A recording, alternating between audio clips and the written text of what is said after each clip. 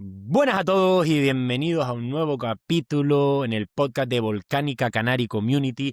Hoy tenemos un capítulo muy especial, tenemos a una invitada muy especial, vamos a hablar de derechos sociales, vamos a hablar mucho de Canarias porque tenemos el gran placer de tener con nosotros a Emma Colau, que es la directora del Observatorio de Derechos Sociales de Canarias. Bienvenida, Emma. Muchas gracias a ustedes por el espacio, chiquillos. Nada, un placer tenerte aquí. Y bueno, la primera pregunta siempre empezamos, Emma. Cuéntanos un poco, ¿no? ¿De dónde naces? El principio, ¿de dónde es Emma? Creo que eres de la misma isla que nosotros, pero bueno, vete un poco más ahí a contarnos un poco tu historia. Yo soy de Gran Canaria, pero en Gran Canaria, si ustedes son de Gran Canaria, saben perfectamente que aquí, si eres del sureste, dices que eres del sureste. Entonces, soy de Abuime, concretamente. Pocos y ruinas dicen, pero la isla puso ingenio, estamos seguras de eso. Y bueno, de alguna manera, pues bueno, se me nota. Yo es verdad que intento refinarme un poco, pero es verdad que me salen las de pueblo que vivo dentro y eso pues está en mí. Desde siempre he vivido en el sureste, por eso digo, he estado repartida en Ingenio, Carrizal, Santa Lucía. De hecho, ahora mismo vivo en Santa Lucía de Tirajana. Entonces, ahí estamos, localizar. Bueno, Y Emma, cuéntanos un poco, ¿no? Lentamente, cómo llegas, ¿no? A pasar a ser la directora del Observatorio de Derechos Sociales de Canarias. Creo que por algo que he escuchado, como que viviste algún acontecimiento que a lo mejor te marcó un poco. Cuéntanos un poco. Yo con 16 años vivo un desahucio.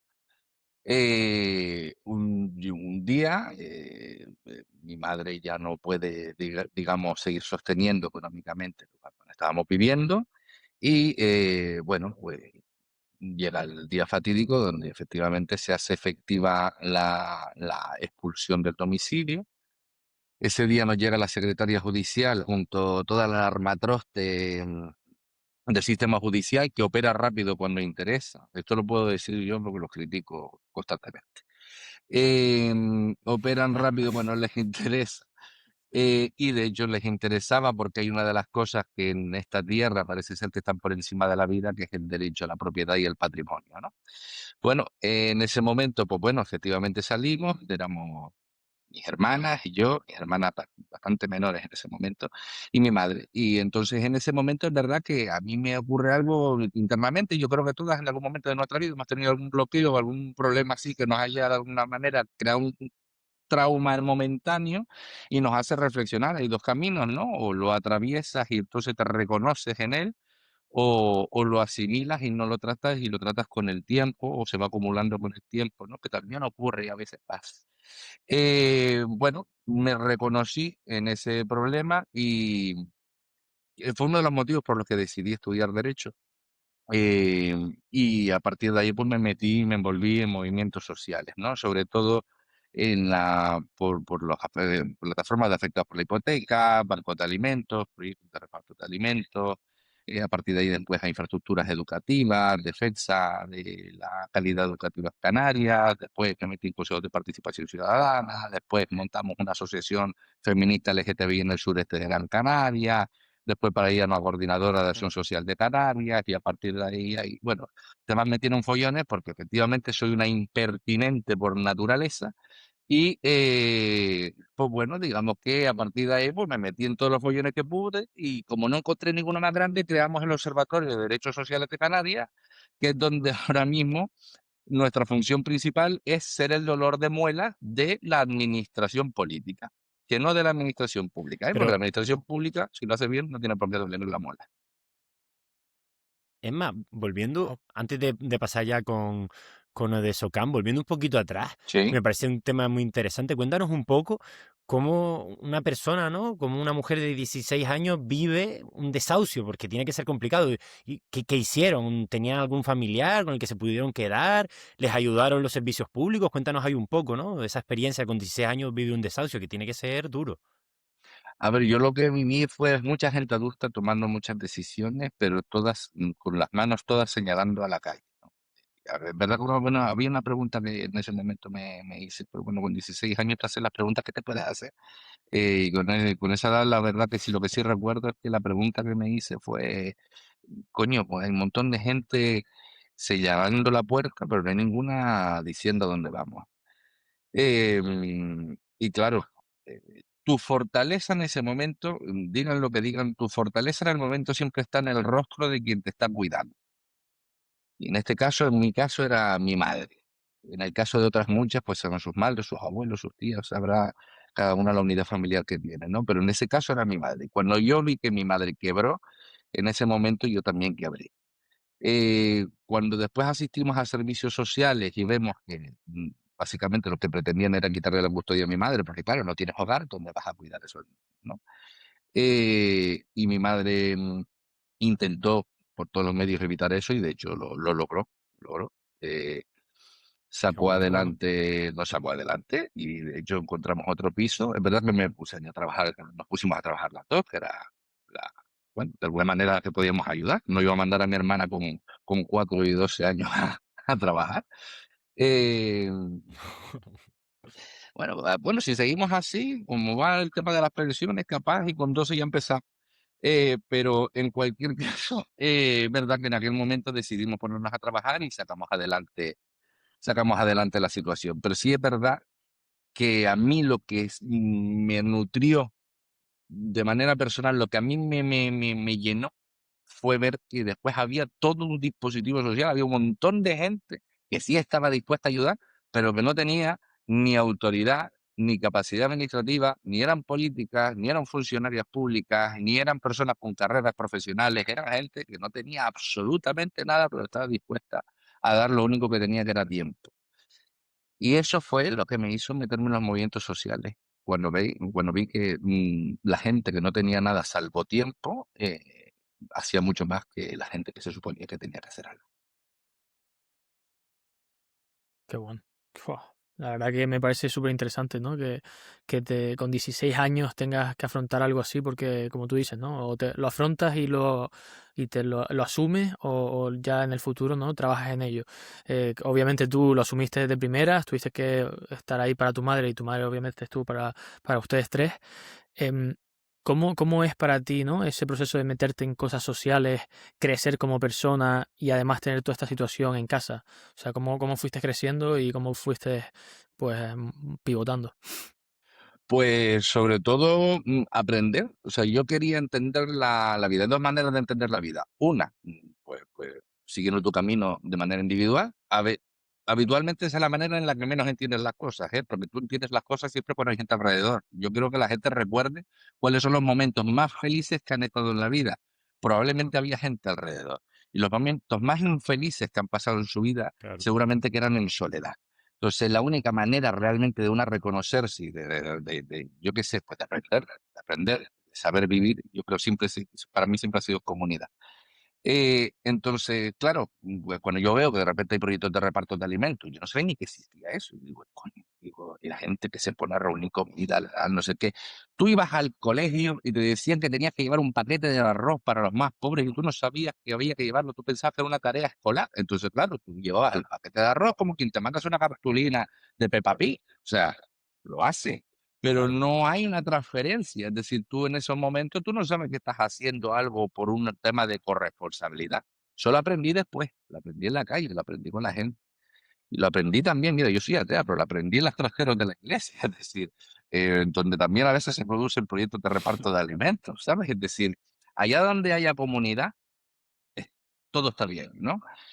Y eso lo aprendí. Después aprendí Ujú. también en la parte reactiva del activismo, ¿no? Que es la donde ya pones el cuerpo, donde te tienes que poner delante de la puerta cuando vas a intentar paralizar un desahucio, donde tienes que hacer una contramanifestación, donde te enfrentas a una trabajadora social o a un político y en ese momento, perdonen la expresión, pero te cagas de miedo porque tú no sabes lo que te puede hacer esa persona, ni sabes perfectamente cuál es Claro. la capacidad que tiene bueno, para entorpecerte la vida.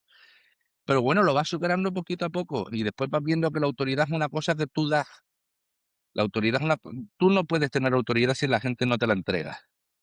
Entonces, si tú recuperas la conciencia de que esa autoridad es acumulada, es decir, que ellos tienen la autoridad porque yo les he concedido el temor a estar presentes delante de ellos, entonces empiezas a dominar la situación y entonces te das cuenta que, bueno, entonces la relación se horizontaliza. Entonces ya tú no es que tengas tanta autoridad, tú lo que tienes es la capacidad de molestarme y de ponerme en problemas, pero no tienes autoridad porque no pienso darte el sitio. Y eso lo aprendí en los movimientos. Qué bueno. Y es más, antes no contaste, ¿no? Que empiezas a estudiar Derecho, ¿no? Como estabas contando ahora, te metes en el activismo. ¿Cuál es ese momento en el que dices, bueno, ahora voy a crear el Observatorio de Derechos Sociales, ¿no? Porque es algo que tú ves, que, ¿no? Yo, por ejemplo, como persona externa veo que está ahí creado, pero nunca me planteo, vale, ¿cómo llegó eso a fundarse, ¿no? ¿Qué personas se juntaron? ¿Qué fue lo que vieron, lo que vivieron para decir, no, vamos a crear un Observatorio de Derechos Sociales?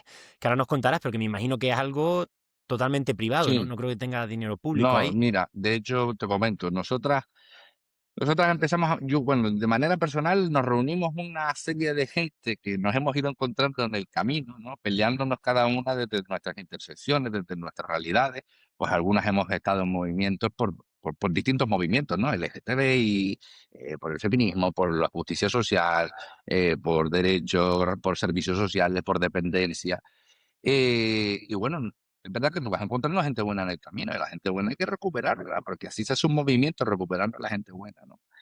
Em, y cuando vemos de repente que, bueno, que se nos da bien ser impertinentes, ¿por qué no? Pues entonces nos damos cuenta de que también, pues bueno, pues si somos impertinentes, ¿por qué no ponerle caso al asunto, no? Y creamos el observatorio con un motivo. Ahora mismo en Canarias no hay nada, no hay ningún órgano que fiscalice a quien está llevando y quien está utilizando tu dinero.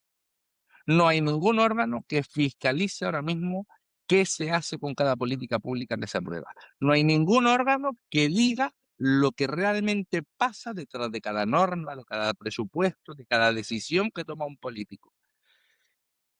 ¿Cómo puede pasar eso en un espacio donde todos no paran de decirnos de que, bueno, vivimos en un estado democrático, vivimos en un lugar maravilloso, vivimos en las islas afortunadas? Contra, pues si son afortunadas hay que vigilarlas. Entonces, en ese momento es cuando decidimos crear el observatorio para realmente ser afortunadas, ¿no? ¿Qué pasa con nuestro dinero? ¿Qué pasa con el derecho a la vivienda? ¿Qué pasa con mi salud mental? ¿Qué pasa con cada uno de nuestros derechos? Y ahí montamos el observatorio. Lo montamos unas compañeras como Cristian Perdomo Vega, que es el compañero que lleva la parte de análisis de datos, Nuria Santana, Vega Santana, que es la compañera que lleva toda la vida en movimientos por la justicia social, por el movimiento por la liberación de los cuerpos, y muchas compañeras que además tenemos muchas disciplinas distintas y lo que tenemos es, pues, ojo crítico y mala leche. Esas son las dos, las dos esencias de Desurcando. Y, y Emma, una pregunta que me surge, ¿no? Porque supongo que esto te lo habrán preguntado muchas veces. Cuando un órgano público no comparte o no, incluso no registra hacia dónde va el dinero, ¿ustedes cómo son capaces de hacer ese trabajo, ¿no? Porque o ellos no lo registran o no lo comparten, pero ustedes entonces cómo entran, porque me parece súper interesante, ¿no? Saber de verdad de dónde sale esa información y el trabajo que hay detrás. Cuando una quiere esconder algo, tiene que ponerse de acuerdo con mucha gente para esconder algo. Tú no puedes esconder algo toda la vida. ¿Y qué ocurre en la administración? Que en la administración hay mucha gente que está de acuerdo contigo políticamente y gente que no está de acuerdo contigo políticamente. Y entonces se producen filtraciones. Esto es así. Y lo digo porque, bueno, muy, muy lerdos tendrían que ser los del gobierno de Canarias para no saber que hay gente que filtra continuamente información. Pero además nosotros hacemos un trabajo riguroso continuamente tratando de descifrar las cifras. Y eso lo hace pues buscando pues otros documentos. Pues bueno, esta cifra se corresponde con esta factura, se corresponde con este presupuesto, con esta partida, con esta licitación, con este proyecto. Y hago un trabajazo de la leche y nos cuesta mucho tiempo. Y ninguna de nosotras trabajamos en Odesocan, es decir, nosotras no cobramos por trabajar en Odesocan. Nosotros tenemos nuestros Claro. trabajos y aparte, pues no, pues estamos locales, nos metemos. Em, pero nosotras no trabajamos. Joder. O sea, no No, tiene no, ninguna nosotras no subvención, tenemos nada. subvenciones públicas de Canarias. Nosotros solicitamos subvenciones a Europa o a ministerios, pero de Canarias no, porque si no, ¿cómo te fiscalizo? O sea, Obvio. si Ya. mi, si, Sí, si, sí, no, si no, está claro. mi supervivencia como observatorio depende de ti, ya está, o sea, se acabó, ¿no? Es lo que pasa con muchas organizaciones en Canarias, ¿no? Mm. Eh, Tenemos un problema en el gobierno de Canarias porque efectivamente tenemos, y esto lo sabe todo el mundo, y de alguna manera, unos en un sentido, bueno, otros en otro sentido, para que tienen de alguna manera la sensación de que la política les ha fallado. Y es verdad que les ha fallado la política institucional les ha fallado porque la gente sigue igual y cada vez empeora sus condiciones de vida y cada dos por tres salta un titular en algún medio de comunicación con toda probabilidad subvencionado por el gobierno de Canarias para que se calle la boca, que dice que está a punto de salir un derecho, ¿no? Eh, pero la realidad es que nosotras no nos damos por vencidas en eso. Nosotras creemos que las cosas se pueden hacer bien y se pueden además, es demostrable que se pueden hacer bien. ¿Qué necesito para solventar el problema de la dependencia en Canarias? Dos cosas: triplicar el presupuesto y crear empresas públicas para gestionar derechos. Punto. ¿Qué necesito para la vivienda? Me cargo la vivienda vacacional, apruebo la recuperación de viviendas que se encuentran en desuso, meto cargas fiscales a quien se encuentren con 40 viviendas sin usar por ahí por el monte para especular en la vivienda y reformulo el régimen económico y fiscal. Listo. Sencillo. Es sencillo solventar los problemas. Lo que pasa es que, claro, cuando un político habla, después te lo pone tan complejo para que te desconectes de la vida, ¿no? Pero la realidad es que solventar los problemas en Canarias no es complicado. Solo hace falta ponerle la intención que se supone que es por la que te elegí para que estuvieras en el gobierno de Canarias. Claro. Es más, una pregunta ¿Mm? un poco personal, ¿no? Pero porque yo me imagino que ustedes para los políticos son un poco Sí, como sí. un grano en el culo, ¿no? Diciéndolo de manera informal. ¿Alguna vez han recibido de alguna manera alguna amenaza en plan, oye, mira, paren por aquí, no investiguen Sí, aquí sí, o les va a sí, pasar sí. algo? A ver, no te lo dicen así frontalmente, porque bueno, también yo a veces tengo la sensación de que los políticos han visto House of Cards y no salieron bien de ver la serie, ¿sabes? Porque pues no sé si es que se comieron el guión y dijeron, bueno, pues vamos a hacerlo igual. Eh, pero de vez en cuando se te sienta uno y dice, bueno, si ustedes siguen por ahí, aquí se van a complicar las cosas, y, porque se compliquen, ¿no? Es decir, como si ninguna de las que estamos dentro hubiésemos tenido una vida sencilla. Bueno, Y ustedes no pues si paran, las que siguen. estamos dentro hemos tenido vidas complicadas, la complejidad y la complicación es la forma en la que vivimos. Dime que no es complicado vivir en Canarias con un salario, y perdónenme la expresión, de mierda, con 1.000 euros de media de alquiler, con una de las cestas de las Sí. compras más caras de todo el Estado, con las tasas de desempleo más altas de todo el Estado, con las tasas de empobrecimiento de más altas de todo el Estado. No es difícil. Nosotras, todas ustedes también, vivimos todas en la complejidad, que que se te joda la nevera un mes, te parte el mes, porque tienes que comprar una nevera nueva. Ellos no saben estas realidades, no las conocen en primera persona. Entonces a mí que me digan que me Claro. van a complicar la vida, bueno, si eres capaz de hacerlo más. Y en cualquier caso, eh, nosotras seguimos. Es decir, es más, me estimula mucho más cuando un político decide advertir.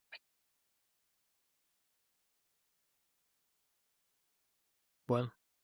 Claro, De todos eso. esos datos que has tocado, Emma, ¿cuál es el de verdad que a ustedes le da más, bueno, pánico, iba a decir, ¿no? Pero que de verdad te parece que es el más flagrante de los que han ustedes, ¿no? Conseguido y por qué, ¿no? ¿Por qué crees que eso es lo que va a hacer que Canarias se vea tan Primero, a afectada? mí lo que me parece una barbaridad es que el gobierno de Canarias está incrementando el presupuesto para pagar antidepresivos e hipnosedantes y ansiolíticos solo porque sabe que la gente, cuando no tiene vivienda, va a atención primaria. Cuando no tiene dependencia, va a atención primaria. Cuando no tiene el derecho a la discapacidad, va a atención primaria. Cuando no tiene empleo, va a atención primaria.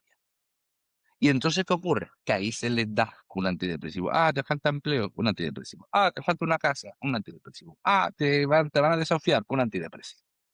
Y así Canarias consume al minuto 160 antidepresivos. Por minuto en Canarias.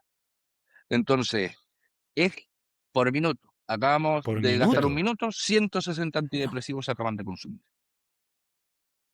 Esto en esta tierra.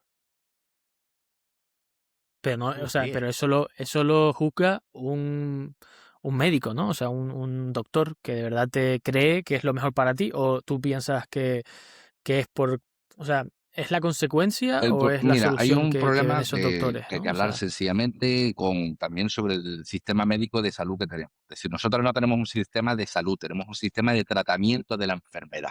Tú vas a un centro de salud a que te traten una enfermedad, no a tratar la salud, porque si fuéramos a tratar de la salud, pues hablaríamos holísticamente de muchas más cosas.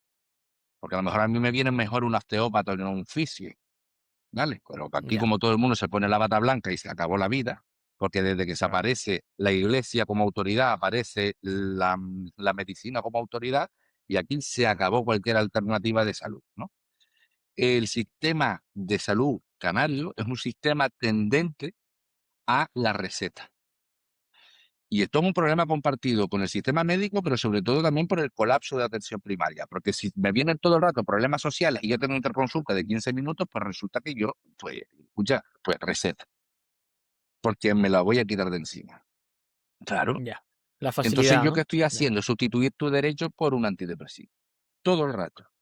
¿Qué podría ser perfectamente? ¿Por qué no receta un médico que vaya, o sea, que vaya una orden del médico precisamente al ayuntamiento pidiendo y exigiendo por qué no se le está resolviendo el derecho a la dependencia a esta persona?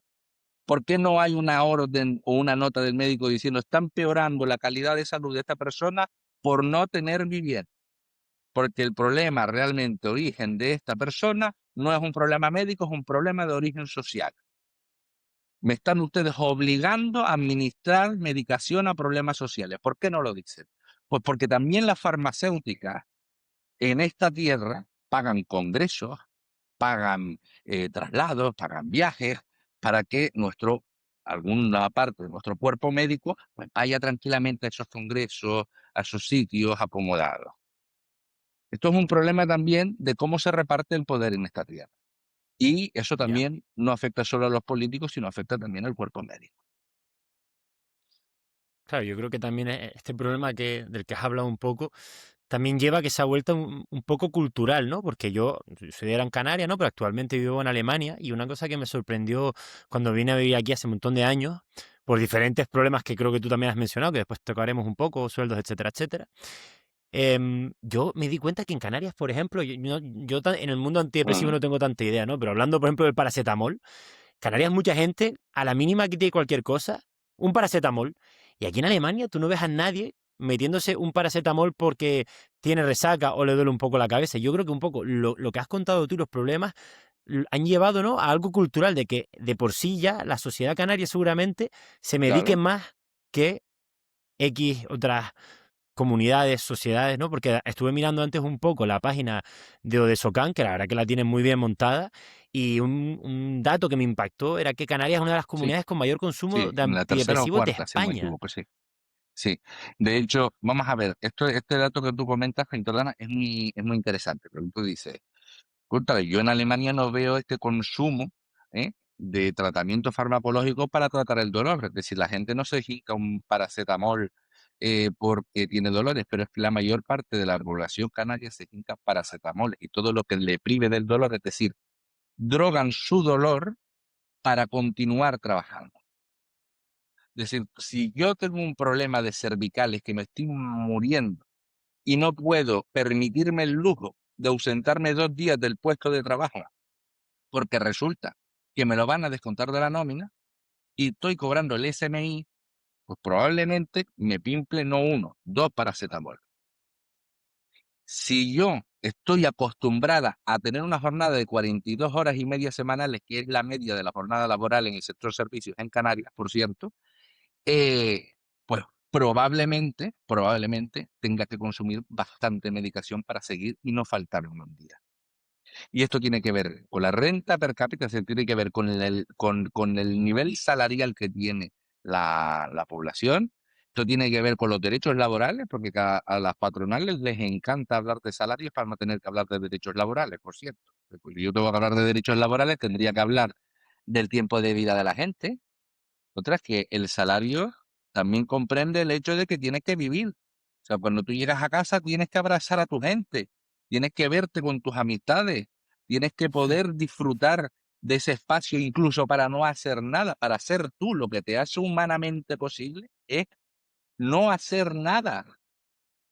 Entonces, ese tiempo para pensar, para sentir, para emocionarse, para divertirse, para llorar, para deprimirse, todo ese tiempo está secuestrado por completo. Pero es que vamos todas como pollos sin cabeza, corriendo, corriendo para pagar esta factura, para pagar esto, para pagar lo otro, para salir al atolladero, para poder tener un algo que me permita pagar esta entrada para la casa, para el alquiler, para la lavadora que se me rompió. Y al final la gente acaba agotada. Coño, pues no van a tener un antidepresivo. Milagro que se han levantado de la cama al día siguiente para ir a trabajar. Milagro. Y En estos datos, una cosa que al final nosotros también estamos muy metidos, el poder de las redes sociales, ¿no? ¿Crees que ahí también hace un poco ese daño psicológico a las personas por la vida también? Porque muchas veces tienes las típicas personas que enseñan una vida falsa, ¿no? De tengo esto, tengo lo otro, y al final hay gente que después eso lo ve, lo consume, y aunque no te guste, te va a salir en tu feed. Sí, Eso obviamente también creo que tendrá un impacto, ¿no? Estas personas, ustedes habrán visto datos del el consumo de redes sociales, el impacto que tiene en toda la sociedad. A ustedes intentan, ¿crees que eso también debería ser parte del gobierno de intentar, pues yo qué sé, sí, pues claro, vamos a tomar ver. medidas que no También te digo afecten una tanto a la cosa, es población en ese decir, sentido? tú das cuenta la dinámica de vida que tenemos. Ustedes recuerdan hace, vamos a poner, hace 7, 8 años, tener esta dinámica de vida tan, ¿no? O sea, de todas tenemos prisa, tenemos que hacer cosas, tenemos que, ¿recuerdan eso? Ya, a ver, a sí, ver, éramos muy jóvenes. pero me Yo era refiero menor de edad, a entonces ni idea. tú, sí, tenías prisa por comerte el mundo en la calle y salir de fiesta y disfrutar con tus amistades y estudiar algo y tener ansiedad porque te han marcado un examen, claro.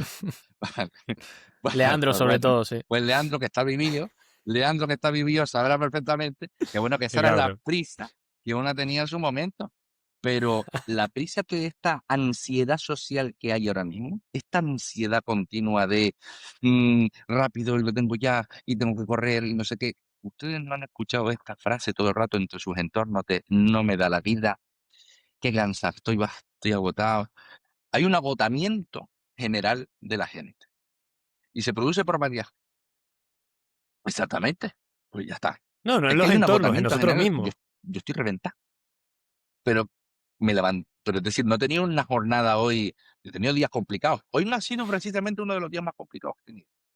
Y estoy reventado. Pero ese agotamiento general no viene sino de, primero, la ansiedad social que existe ya permanente, que es como un ruido de fondo que está detrás y está detrás, que es precisamente a través de esas redes sociales, hipercomunicando todo lo que pasa en el mundo, sintiéndote aislado, porque no sabes, bueno, sé lo que está pasando en Palestina, pero ¿yo qué hago con esto? Pues, lo reposteo. Sé lo que está pasando en Irán, pero ¿yo qué voy a hacer con esto? Bueno, y se volvió otra vez loco Trump por tercera vez en el día. ¿Y qué hago yo con esto? Uy, y acaba de pasar esto en Venezuela, y, uy, y ahora todo el mundo reaccionando a esto, y el gobierno de Canarias, ay, y la vivienda, y no sé qué, y no sé cuánto. Esa sobreestimulación. O sea, llega un momento que lo que tienes delante, que sí lo puedes hacer, que sí está en tu mano cambiarlo, no lo haces por agotamiento.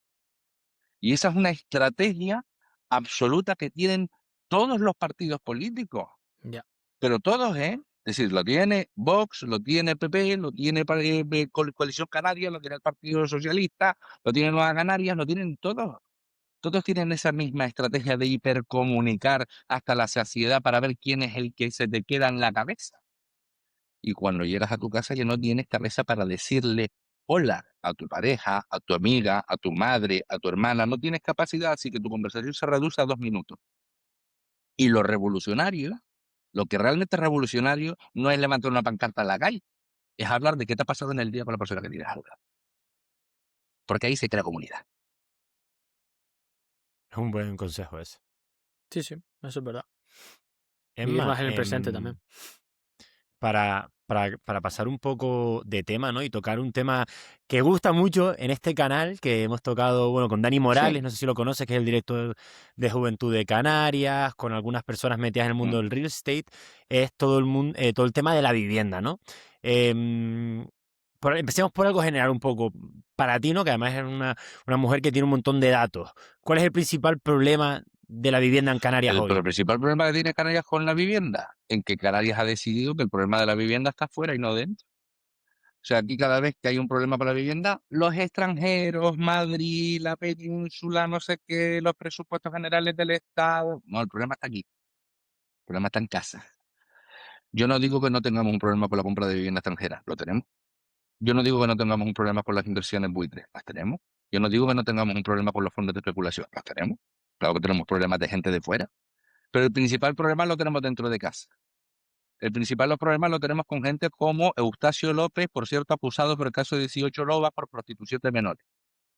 El problema lo tenemos, que por cierto es declarado hijo predilecto de Canarias. Tenemos un presunto agresor sexual declarado hijo predilecto de Canarias. ¿Vale? El problema lo tenemos en el gobierno de Canarias, que pase quien pase, ha decidido que yo con los patronos no me meto. El problema lo tenemos también más abajo. Lo tenemos abajo con la gente que tenía una vivienda más, dice, ¿lo puedo poner en vivienda habitual o en vivienda vacacional? Nah, le saco más rentabilidad a la vivienda vacacional. Es que el problema de la vivienda no es solo acusar, es responsabilizarse. Y hay que tomar medidas. Y las medidas son, pues, como el Dalsi. Hay gente a la que le gusta el Dalsi y gente a la que no le gusta el Dalsi. El Dalsi, ese jarabe de la bandejita que era un dulce como la madre que lo parió, y te gustaba o no te gustaba. Pero la verdad es que hay que tomar esas medidas. Hay que eliminar la vivienda vacacional en Canarias. No porque no me apetezca que la gente pueda tener unos ingresos extras, sino porque no puede ser a costa de que después yo tenga que invertir el triple de presupuesto público para crear vivienda. Pero, y Emma, Sí. ¿qué, qué haces entonces con esas viviendas, ¿no? Para entrar, por ejemplo, en tu ejemplo, una vez que las prohíbes, toda esa gente que a lo mejor tenía un ingreso extra o que vivía esa vivienda vacacional, ¿qué haría? No tienes un ingreso extra si lo quieres por 600. ¿Qué pasa? Que te quieres hacer rico a costa del sufrimiento ajeno, aunque Claro, realmente para vale. ti no es sufrimiento ajeno, es tener unos ingresos más. A ver, yo supongo que también es el coste, ¿eh? O sea, yo creo que al final la persona que ¿Mm? compra a lo mejor compra a un precio también muy alto y le quiere sacar al menos un mínimo. También te digo una cosa, yo te digo una cosa, si tú tienes medio millón de euros y invertiste en una casa, el problema es tuyo.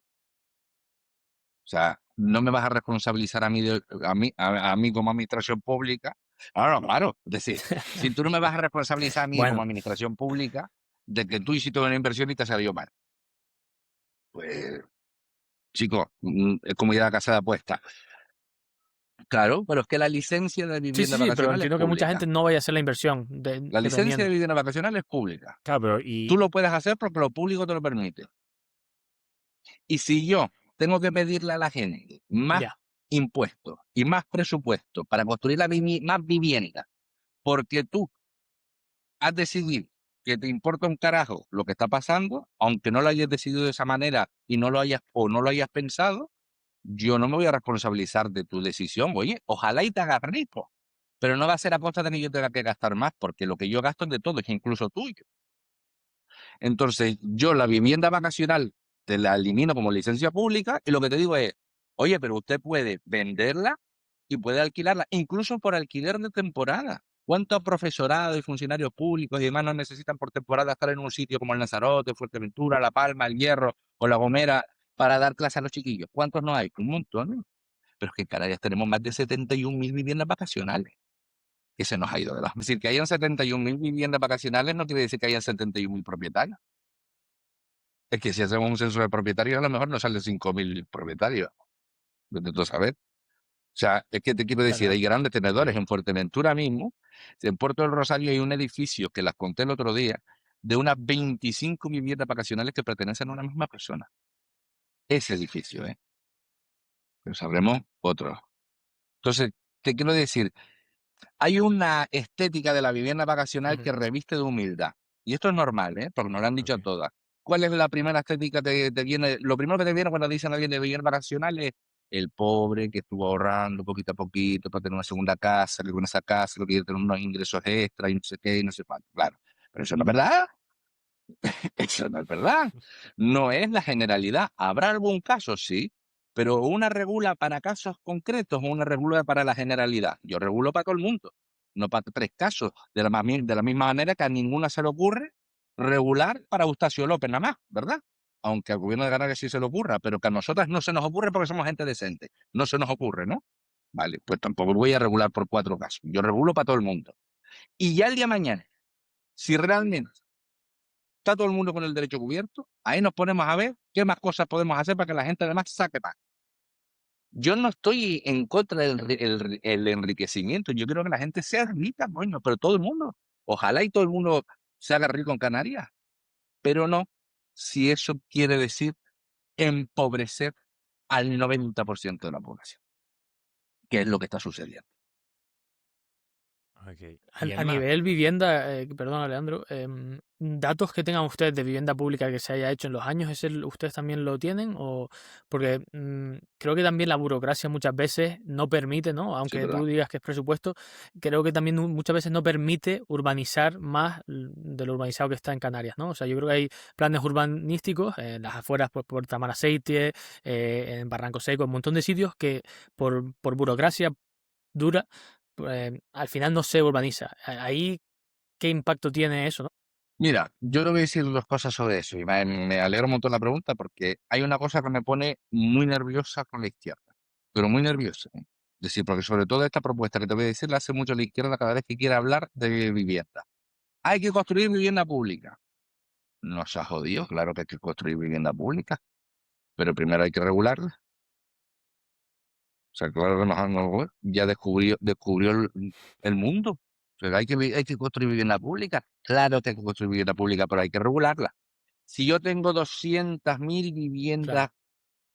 vacías, si yo tengo 70.000 viviendas vacacionales, me ocupo de esas 270.000 viviendas y después ya me ocupo de construir más.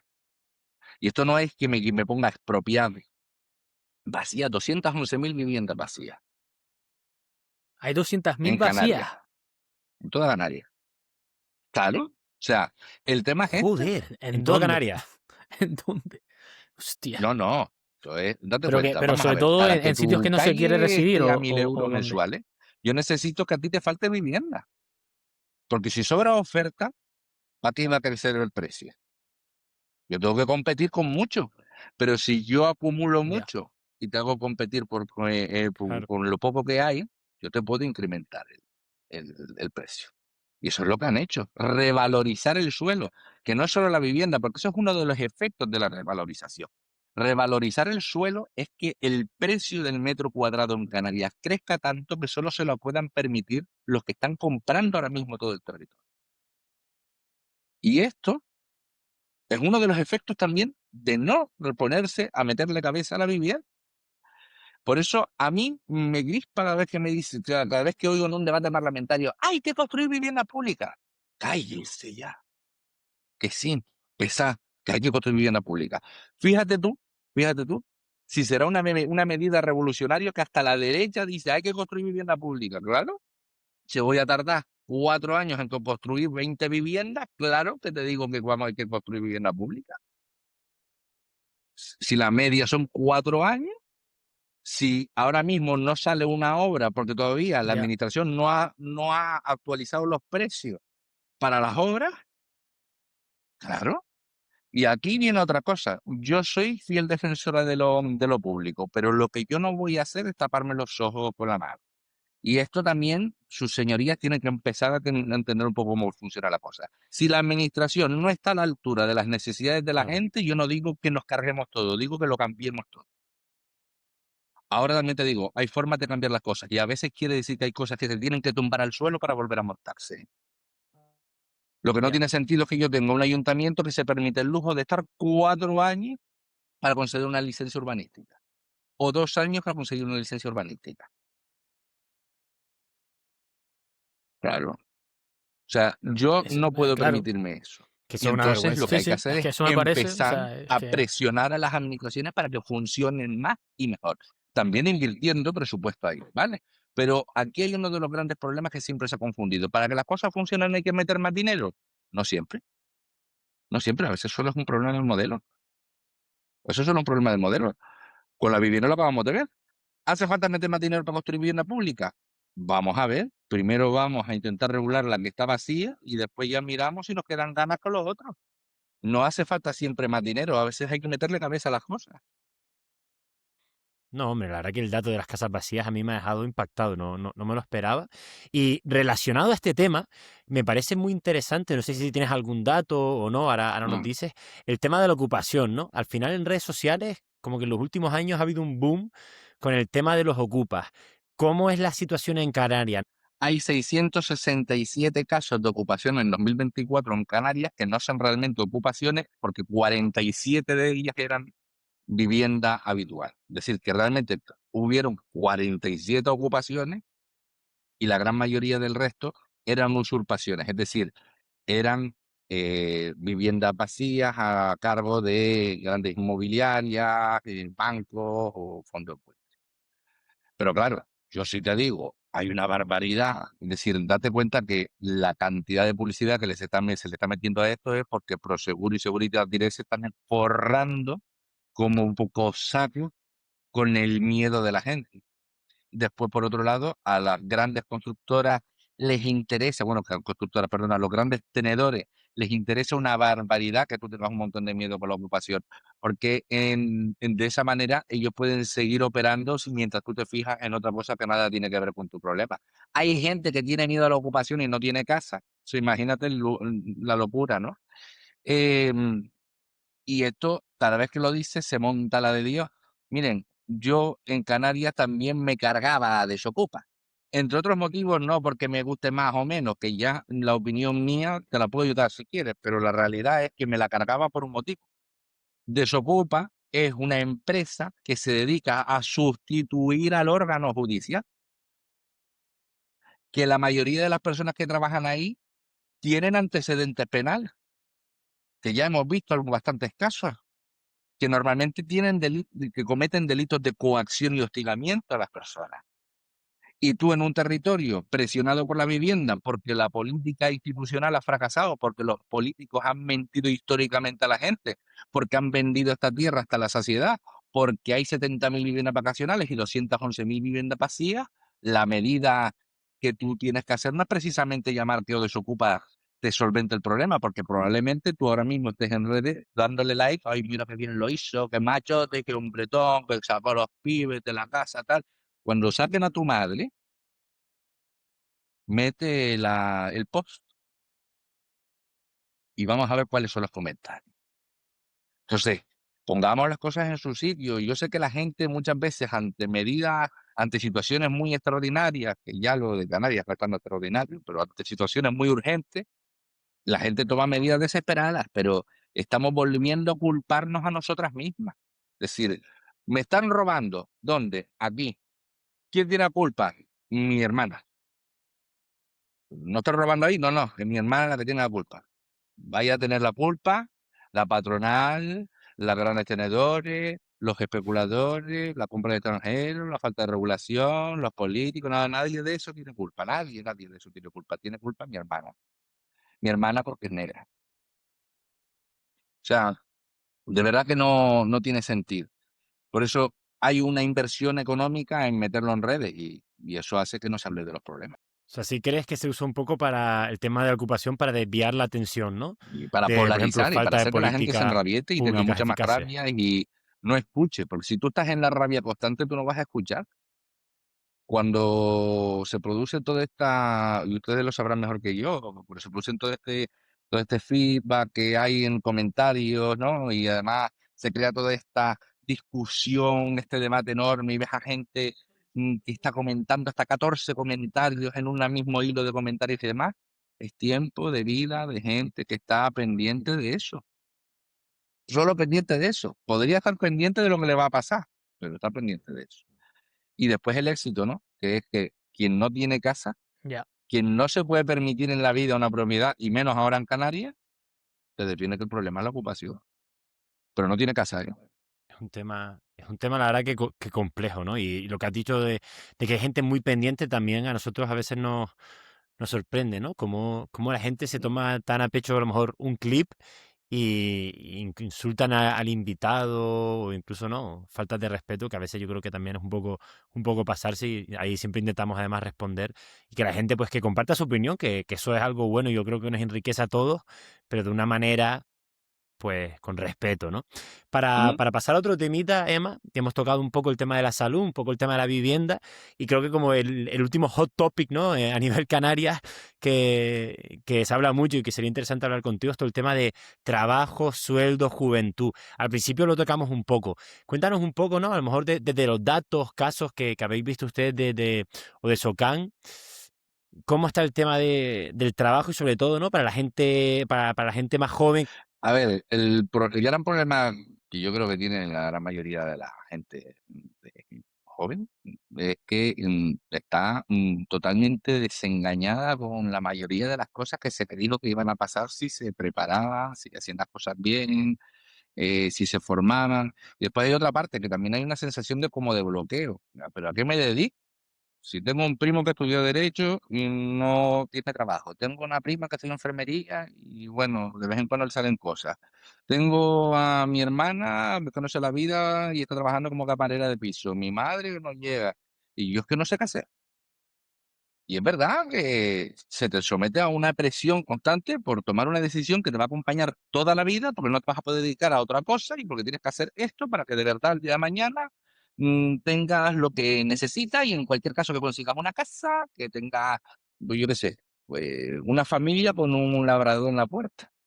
Este sueño americano, esta bobería, es una cosa que yo creo que debería trabajar también gente como la Dirección General de Juventud, que por cierto nombraste antes que sí que ¿verdad? Que vino al podcast y no ha hecho un carajo en materia de juventud, por mucho que quiera decir. Es decir, el director general de Juventud, mm, escúchame, es decir, yo lo escucho hablar y fantástico, pero lo que es un gestor de eventos comerciales. Se monta un evento, van 40 jóvenes, lo pasan muy bien ese día, pero la juventud sigue estando en los mismos problemas estructurales. ¿Qué necesita la juventud? Pues probablemente necesite idear proyectos de vida. ¿Por qué no hay orientación para idear proyectos de vida a la gente joven? ¿Por qué la gente joven, por ejemplo, en materia cultural se tiene que meter siempre en lo mismo? Que si el folclore, que si esto y lo otro, que sí, que es muy bonito, pero yo no me siento más canaria por escuchar los abandeños, ¿sabes lo que te quiero decir? Entonces, eh, ¿por qué la gente no puede, por ejemplo, dedicarse pues, al rap, por ejemplo? ¿Por qué no se pueden profesionalizar las batallas de gallos en Canarias? Sin que aparezca un evento comercial ahí puesto de un ayuntamiento en un momento determinado y ya. ¿Por qué no hay discográficas para que los chiquillos, por ejemplo, pues puedan grabar sus propios temas sin tener que meterse en desembolsando el dinero que no tienen para ver si les sale algo? O sea, todas estas cosas, ¿no? Sí se podrían hacer, que serían medidas que a lo mejor sí que estimulan a la gente a hacer algo que les apetezca. Y después también incorporar, yo qué sé, en los sistemas educativos, pues, oye, pues a lo mejor sí que es interesante que de juventud, si uno de los problemas también es, yo qué sé, pues a lo mejor a la gente le interesa desde los institutos, eh, pues tener pequeños convenios con determinados negocios pequeños para que sepan manejarse en un trabajo por primera vez, ver una nómina, saber cómo llegar al mundo. ¿Cuántas de nosotras nos hemos enfrentado a nuestra primera nómina sin saber cómo era eso? ¿No? Es decir, pues todo eso que se podía hacer perfectamente, claro, claro. O sea, ¿por qué tengo yo que Eso es acompañar al interesante, la verdad. director general Sí, de sí. Eso pasa Juventud mucho. a una excursión Declaración de Hacienda. a Madrid si él puede traerme aquí medidas que puedo de alguna manera disfrutar más y encima me abren un camino a entender que a lo mejor en Canarias se puede hacer algo más de lo que es Sota, Caballo y Rey? Eso es lo que no logro entender. Por eso hay una gran diferencia, y esto es verdad que lo digo bastante. Hay una diferencia entre la política de titulares, que sí, que está muy bien, porque además, si pasa como con Clavijo, que ahora mismo se puede gastar 24.500 euros la hora en lo que le dé la gana, si pasa como con Clavijo, que está financiando ahora mismo a todos los medios de comunicación, privatizando Televisión Canaria, haciendo de todo para que no te enteres de nada, sino de lo que diga el gobierno, pues bueno, pues claro, pues te irá bien. Pero la realidad es que hay una interrupción entre lo que pasa en la televisión y lo que pasa en la vida. Tú vas a apagar el televisor y te vas a enfrentar a tu misma vida. ¿Ha cambiado algo de la vida de la gente joven en estos 3 años? Nada. Para nosotros es más Ah, con complicado da- también valorarlo al final porque estamos fuera, ¿no? Que Ya. también seguramente que estemos fuera se deba a varios problemas que has mencionado, ¿no? Otro tema interesante, ¿no? Que se ha tratado aquí bastante es el tema de las condiciones laborales. ¿Tienen algunos datos ustedes? A ver, todo territorio donde se va a sacar casi siempre en sector servicio y no hay industria, y porque por mucho que quieran hablar del turismo como una industria, el turismo no es una industria, es un lugar donde se prestan servicios. Una industria es otra cosa. Entonces, donde no hay industrialización, donde no hay industria, donde no hay trabajo que vaya más allá de servir a crear y posibilitar otras alternativas materiales en esa tierra, siempre van a haber unas condiciones laborales peores que en otros territorios. Solo tienes que ver País Vasco. País Vasco no abandonó, por ejemplo, su industria. Aquí sí, aquí sí. Aquí decidimos que ya nos íbamos a dedicar todas a servir al turista, ¿no? Entonces, ¿qué ocurre con esto? Que, bueno, tenemos un 54,20% de desempleo menores de 25 años. Tenemos un problema con la recaptación de talentos. Hay un montón de pibes que han decidido que yo no quiero dedicarme a reventarme el cuerpo. Después tenemos una generación que dice, no, es que la gente joven no quiere trabajar, ¿no? La gente joven, bueno, vale, le vamos a dar la razón. La gente joven no quiere trabajar por un salario de mierda. Y me parece legítimo. La gente joven migra porque hay un salario que no se corresponde con el coste de la vida en Canarias. La gente joven se busca la vida como hacía 20 años que no se buscaba la vida. Y la gente joven tiene un problema, y es que está viviendo, o sea, el segundo motivo de mortalidad entre gente jóvenes no son los suicidios en Canarias. Entonces, el segundo motivo de mortalidad entre jóvenes son los suicidios. Entonces, a lo mejor, Segundo. ya, o sea, ya estaría bien, ¿no? Es decir, yo creo que hay cosas hay bromas que Joder. cuando se cuentan por primera vez las asumes, pero ya empieza a ser de mal gusto. Y después tenemos una perspectiva de género aquí, y es que hay muchos más contratos temporales en mujeres que en hombres. Cada vez hay más pibas que están intentando cuidar de su abuela, de su tía, de su madre, de su tal, mientras buscan algún trabajito, mientras se desarrollan y demás. Es decir, tenemos un problema. Tenemos un montón de gente mayor que no tiene cuidado y un montón de gente joven que normalmente son las pibas otra vez las que están asumiendo las cargas de cuidado. Y todo esto lo sabe la administración. Si yo lo sé, que no, que tengo un observatorio que sí, que es muy bonito, que lo intentamos hacer lo mejor posible, pero que no Ya. tenemos lo que tiene el gobierno de Canarias, que son 14.900 millones de euros. ¿Cómo no lo va a saber el gobierno de Canarias? Claro que lo sabe. Lo que pasa es que no interesa. ¿Y qué Y medidas sí, podría tomar el gobierno de Canarias para solventar esos problemas? Primer problema para solventar el problema del empobrecimiento en Canarias, vivienda. Yo ya les he comentado lo que yo haría en materia de vivienda. Segundo problema que yo resolvería en tema en Canarias es, bueno, si dejamos de invertir en la sanidad privada, a lo mejor salen las cuentas en la pública. Recuerden que en Canarias la consejería que más dinero tiene es la de sanidad, 4.500 millones de euros. O sea que no va mal, no va mal. El problema es que yo tengo que dejar de recetar medicación para recetar derecho. Yo necesito gente joven a la que captar talento. Yo necesito gente joven que quiera hacer cosas que le apasionan, porque de esa manera yo podré ver otras alternativas en esta tierra. Pero es que necesito gente joven que a lo mejor ahora mismo no sabe muy bien qué hacer y que a lo mejor le apetece cobrar algo digno, y entonces a lo mejor puedo montar empresas públicas en cada una de las islas para gestionar, por ejemplo, la demanda de cuidados que tengo y contratar a esa gente por un salario digno, con 33 días de vacaciones al año, 37 horas y media de jornada, que de alguna manera les permita también enriquecer en sus entornos, porque ese salario no se va para Suiza, es un salario que se queda aquí, que comprar pan en la esquina, que se va a un concierto aquí. A lo mejor tengo que también nutrir de otras alternativas culturales, porque la cultura también es salud. A lo mejor también podría embarcarme en una cosa que ya es una locura. A lo mejor incluso le puedo consultar a esa gente qué narices quiere hacer con su vida. Que ya sería la primera vez que la administración le pregunta algo a la gente. Porque yo necesito un consejo de juventud, por ejemplo, que me dicte lo que necesita, no decirle lo que yo quiero. Vamos a ver, una no puede reducir su esperanza en presupuesto y en gestionar las cosas de aquella manera. Yo necesito gestionar, pero necesito gente ilusionada en el lugar donde vive que pueda soñar, pero que parece una bobería, porque yo te digo soñar y dices, bueno, ya está, ya me venía. No, de verdad, contra, ¿cuál es? Es decir, nosotras no podríamos haber hecho nada de este mundo si no hubiésemos imaginado una alternativa. Yo necesito gente joven ahí. Entonces, pero si los tienes en la tarea de la supervivencia, ¿qué carajo quieren que sueñen? Lo único que van a soñar son los ronquidos. Es decir, los tengo agotados. Entonces necesito recuperar su salud. Porque esto no se va a sostener solo, ¿eh? No se va a sostener solo. Y no necesito crear un sistema como el de servicio social. Y aquí les digo, los servicios sociales son caridad administrada. Yo no estoy en contra de que existan prestaciones de ayuda. Claro que deben existir. Lo que estoy absolutamente en contra es cuando se crea un sistema que lo que hace es básicamente hacerte más pobre todavía. No te ayudo realmente a cambiar la realidad que tienes, no. Te doy 4 meses y me desentiendo. Te esperas en una lista de espera de 9 meses y me desentiendo. Te busco una ayuda de alquiler de 3 meses y me desentiendo. Y eso no es más que gasto acumulado, vidas rotas y gente joven que no va a salir adelante en la vida. Entonces, tengo que cambiar 4 cosas.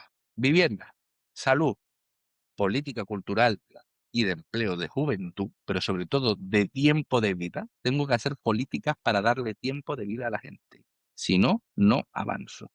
Y por supuesto, cargarme por completo el actual sistema de servicios sociales para componer un sistema que se base en el derecho social, el dar derecho a la gente, no darle limosna. Ok, no, la verdad que una buena propuesta y buenas soluciones. Emma, para salir ya un poco del tema de derechos sociales, hay un último punto que queríamos tocar y es el tema un poco de la igualdad, ¿no? Aquí hemos tenido a diferentes personas que nos han hablado mucho, por ejemplo, Tamito, no sé si conoces a Tamito Fernández, que fue el ganador de la Gala de la Queen de Maspalomas, que pasó por aquí y nos habló pues un poco de las dificultades que tenía que vivir a veces en su trabajo, en el día a día, pues simplemente por su condición sexual. Em, Corrígeme, ¿no? Si me equivoco, pero tú eres una persona trans. ¿Qué situaciones de tu día a día tienes que vivir o qué obstáculos te pone la sociedad o la gente simplemente por tu condición, si se Ya la puede saber? dificultad está presente. Buenas noches. Entonces, esa es la primera dificultad. Pero en cualquier caso, yo es verdad que voy a ser una voz muy desautorizada por parte de la comunidad LGTBI. Yo siempre he creído que la comunidad LGTBI tiene que pasar de la revictimización a la revolución de la alegría.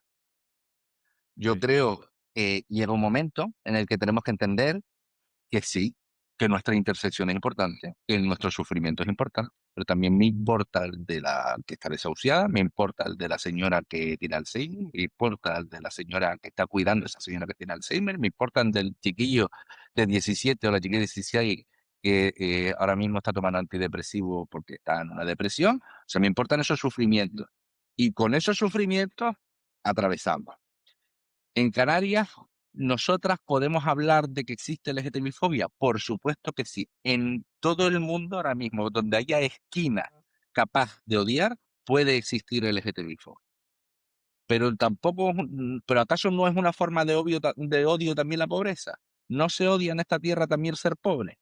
Claro que sí. Hay aporofobia, incluso interiorizada. Entonces yo creo que una de las recriminaciones que más he visto en toda mi vida y siempre me he quejado mucho con las asociaciones LGTBI, sobre todo de Canarias, mira mi gente, sí, sí, pobrecitas somos, pero es que algunas somos menos pobrecitas que otras y algunas son más pobrecitas que otras. Y entonces a lo mejor todas tendríamos que dejar de calcular el sufrimiento ajeno y el nuestro y nos ponemos todas a trabajar juntas, ¿no? Eso es una de las recriminaciones que le hago al movimiento LGTBI siempre. Y la segunda es que a mí me van a perdonar, porque una, un movimiento LGTB que se deja subvencionar por la administración que la oprime, se puede ir al carajo. de mi parte. Entonces, yo no me dejo comprar un acto institucional. Yo no levanto una bandera en un ayuntamiento que no crea políticas para la comunidad a la que represento. Yo no voy a dar un manifiesto delante de una administración que se ríe todos los días de mí cuando me llama solo para el Día del Orgullo LGTBI. Y yo no trato con un gobierno de Canarias que solo acude a mí para que parezca más diversa. Y ya por último, yo no soy diversa, yo soy especialista. Diversa es el cajón que han puesto desastre porque ya tienes discapacidad, diversidad funcional. ¿Eres de la comunidad LGTBI? Diversa. Diversidad de género, diversidad sexual, diversidad de no sé qué. ¿Eres racializada? Diversidad racial. ¿Eres no sé qué? Diversidad. ¿Qué es lo qué no es diverso? ¿Ustedes no son diversos? ¿Todas somos diferentes? ¿Todas somos diversas? Claro que sí. Todas somos diversas, entonces pues, ustedes no están en el cajón. Porque la realidad es que ese cajón está hecho para que nos metan ahí, A lo mejor sí. romanticemos el sufrimiento y no lo toquemos.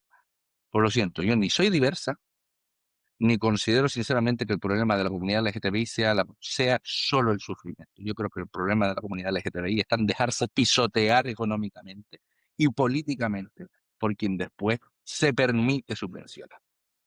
O sea, Emma, para entender tu punto de vista, ¿no? O sea, de lo que me has transmitido es que tú crees que es más allá de ser LGTBI y que estar juntas, que también tienen que estar juntas en todos los ámbitos, ¿no? Que creo que el foco que tú ves está muy puesto en una cosa que a lo mejor incluso está conectado ya, como tú dices, con las migraciones, y entonces ya ahí ya es como un toma y daca, no algo que venga de usted, sino que incluso si está subvencionado, pues el discurso va a ser el mismo.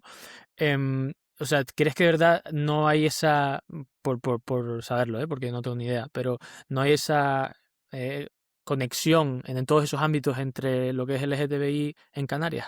Si yo fuera por mí, me quemaba cada una de las banderas del mundo, las quemaba, si fuera por mí, incluida la LGTBI, incluida la LGTBI. Para mí, en este territorio levantar una bandera no es un acto de resistencia, es un acto institucional. A lo mejor levantas esa bandera LGTBI en Chile y ahí a lo mejor sí que es un acto de resistencia. Aquí no, aquí es un acto institucional. Yo creo que nos tenemos que dejar de sectorizar. Por supuesto que tenemos que empoderar nuestras realidades, ¿eh? Por mí no va a hablar ninguna persona cisexual o cisgénero, claro que no. Por mí no va, por mi realidad no habla otra persona que no la vive. Pero yo tengo que dejar de apartarme del resto. Yo soy una persona, sí, trans, pero también es verdad que me dirijo al observatorio, tengo una familia, tengo problemas económicos, tengo problemas de vivienda, tengo problemas materiales, tengo problemas de salud, tengo problemas de cuidado. Soy una persona con muchas realidades, no solo esa. Y para mí, cada vez que se mete una división así, se cargan todo el movimiento. Eso para mí es lo que ocurre, ¿eh? Iba a decir que a mí me interesa que haya gente heterosexual también en la lucha. O sea, y a mí qué me importa tu identidad orientación sexual. Ah, pues que yo no te la voy a preguntar. Que no te la voy a preguntar. Es que no me interesa. O sea, vive tu vida. Dilo en alto si lo quieres decir. Grítalo a los cuatro vientos si lo quieres gritar. No me va a molestar. No me va a molestar que lo hagas, que vivas delante mía, que lo hagas a las espaldas mías. Háganlo como quieras. Pero a mí lo que no me parece, o ya no me parece de más, es el discurso del sufrimiento. Yo claro que sufro mis cosas, pero sobre todo tengo dos emociones cada vez que hablo del movimiento LGTBI. Una, felicidad y alegría. Y dos, rabia. Las dos. Y esa es el poder. Rabia por las mías y felicidad por las mías. Pero no sufrimiento como discurso. Yo lo siento, eso se lo regalo al sistema. Ok, bueno, vamos a quedarnos con el punto sobre todo de la felicidad, ¿no? Para pasar allá a una de las últimas partes, que son bueno, un par de preguntitas que te solemos hacer que se nos van ocurriendo durante la charla. Y si quieres, Hugo, empiezo yo con la primera, que me da Venga. bastante curiosidad, la verdad, volviendo un poco al todo el tema del observatorio, y es, en todo el tiempo que llevas, que la verdad que no sé cuánto llevas de directora, ¿cuál es el dato que más te ha impactado Y respóndeme también A a mí lo de cuánto llevas, probablemente si lo que quieres. más me impactó, sí, sí, es que fue probablemente cuando averigüé que la gente estaba consumiendo 160 antidepresivos por minuto. Por una razón, ¿eh? Porque tienes un dato que te da en la mano el peso del sufrimiento que hay ahora mismo. Entonces, ¿cuánta gente está evitando? Locura. O sea, bueno, no evitando, intentando pasar por encima de lo que le está pasando para poder sobrevivir, ¿no? Entonces, eso a mí sí que buah, a mí me acuerdo que cuando sacamos el dato, a mí me descolocó todo ahí, tenía una mala hostia. Fuimos a esa rueda de prensa que si ven la foto de la rueda de prensa, yo tenía una cara como si se me hubiese reventado la boca.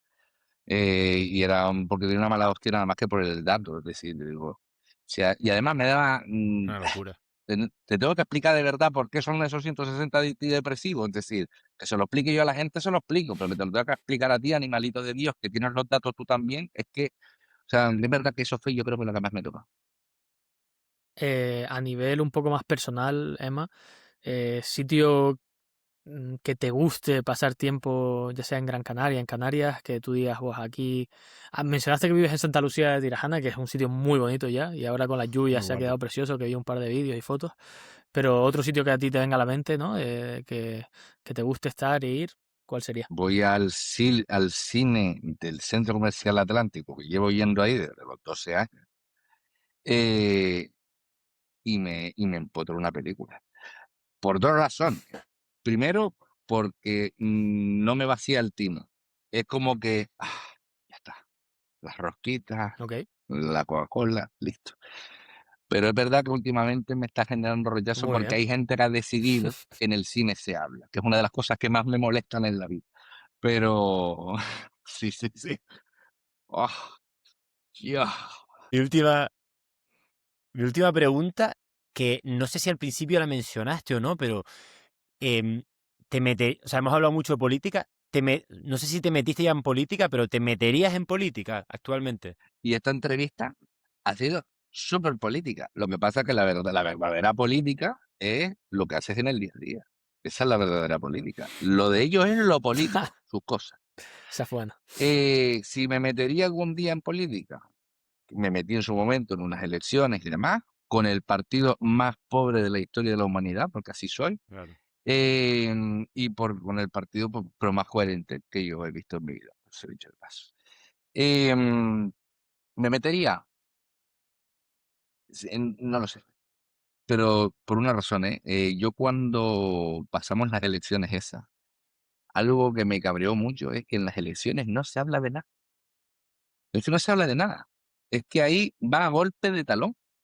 El que más pasta tenga, más banderolas haya puesto y más carteles haya puesto. Y después también que, coño, cuando te presentas la gente ya te mira hasta como con otros ojos, ¿no? Si ahora mismo te estoy hablando desde el observatorio y diciéndote, coño, yo estoy intentando pelear contigo, no sé qué, no por ti, porque yo siempre digo que contigo hasta el fin del mundo, por ti ni de aquí a la esquina. O sea, las cosas las hacemos juntos, no las hacemos.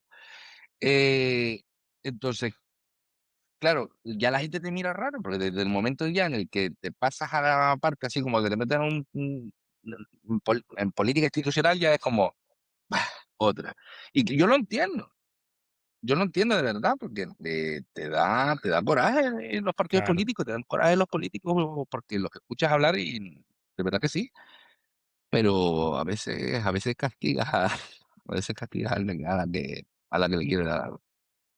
Emma, la última pregunta que yo tengo yo así más que bueno, así rápida, es, hemos hablado de cosas no negativas, pero sí con un tono un poco, ¿no? No positivo, de esto de que a lo mejor estás escuchándonos y estás como, joder, que mal va Canarias, etcétera, etcétera. A nivel positivo, también para dejar una buena nota, de todo el trabajo, ¿no? Activismo que has hecho, de todas las Apoyar cosas sociales que has hecho, a ¿cuál ha sido la más cuidadores. bonita? Yo cuando yo me sentaba con esas mujeres en las casas y tal, y empezaba a escuchar un poco toda la situación y demás, pues más allá de que las asesorara o no las asesorara y demás, es sobre todo la conversación con ellas, ¿sabes? Es decir, yo creo que eso es lo que mejor me lo he pasado en mi vida, que ha sido escucharlas y tal, reírte con ellas y tal. O sea, es lo mejor que me ha pasado en la vida, lo mejor. Y después yo creo que realmente lo que mejor me ha pasado en el activismo es saber que se puede cambiar todo, ¿eh? O sea, por darte un tinte, es Qué bueno. decir, mm, Qué bonito. si yo sigo en esto es porque sé que se pueden cambiar las cosas. Si no, no seguiría en esto. Te diría, mira, no se van a cambiar, pero sí que se pueden, ¿eh?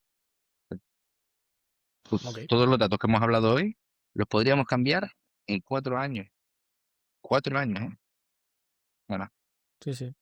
Si quieres, pasamos ya a la parte favorita de Leandro y también mía, que es la pregunta que te ha dejado el invitado anterior, ¿vale? En este caso es Raquel Valle. También está metida en muchísimas cosas de activismo, cosas sociales, y además hace ya poco también monta la parte de TEDx para Women, un montón de proyectos que ella se ha metido. También estudia abogacía, así que ha hecho de hecho como tú, así que bueno, tiene muchas cosas en común. La pregunta que te ha dejado, ¿vale? Es la siguiente. Si te tocase la lotería y tuvieses que montar una empresa, ¿qué empresa la montarías? industria que mejor, bueno, el sector económico que funciona del carajo es la comida. Entonces, todo el mundo quiere comer. Y yo lo que me he fijado en esta isla, porque las que llegamos tarde a casa sabemos que a veces hay que comer de fuera. em, Todo el mundo sabe que es que tengo un montón de cosas alrededor que hamburguesas, pizzas, no sé qué, no sé cuánto y tal. Si haces una cosa bien, ahí, con calidad y tal, y baratita, la cosa puede funcionar. Pero en cualquier caso, yo te digo, la primera respuesta sería: yo no juego la lotería. Los juegos de azar los carga el demonio. Los creó el sistema y se los dejo a ellos. Pues dile a Raquel, que- digo, Raquel, los juegos de lotería se están cargando la vida. Deja de jugar. Yo no puse la pregunta, ¿eh? Fue Raquel, ¿eh? Fue Damos Raquel. por hecho que Raquel juega a la lotería. Pues Emma, llegamos ya a la última parte, que es pues, un poco lo que acabas de vivir tú ahora, que vas a dejar una pregunta para el siguiente invitado. Me gustaría que dijera 3 motivos por los que cree que sí se pueden cambiar todas las cosas. Me gusta, Ok, muy buena pregunta. Una pregunta, me da curiosidad qué va a responder el invitado. está bien, Pues me gusta. Emma, por mi lado, y ahora pasar a Hugo, darte las gracias por venir aquí a Volcánica. La verdad que ha sido una charla súper amena.